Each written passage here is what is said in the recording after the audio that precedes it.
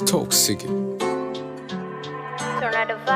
Ukiona hizi dalili, good night saa 2 mpaka faida calculator kaipiga namba za siri. Akupigii simu mpaka wendo mpigie. Hana story na wewe zaidi ya kusema niambie. Heleweki yupo online ana WhatsApp GB. Majibu yake mafupi sana K au P. Tena kwenye kuhusu swala la kuachana haufi. Neno na kupende na katika miezi hauski. Zarau, kara, kebei wendo wakomba msamaha. Yeka shajivika umungu akosei posti zake za kioo.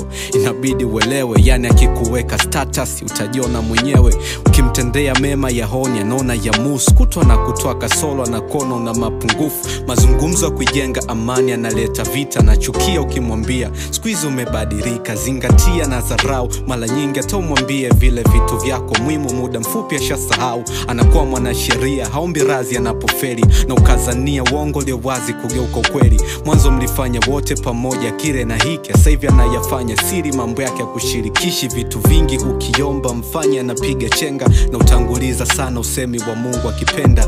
Hapendi humoja aso kumuuliza swali unanipenda au nipendi, kitachofuata ni ugomvi. Sometime anakuaga nimechoka na pumzike la chajabu namba yake ukipiga inatumika tena. Every time una miss ya kwake ubize hawishi hata kupendwa hawisi la unafosi kwa ubishi. Kisa unampenda kichizi anakunyima usingizi. Amini ulipo sio salama ukiona dalili hizi.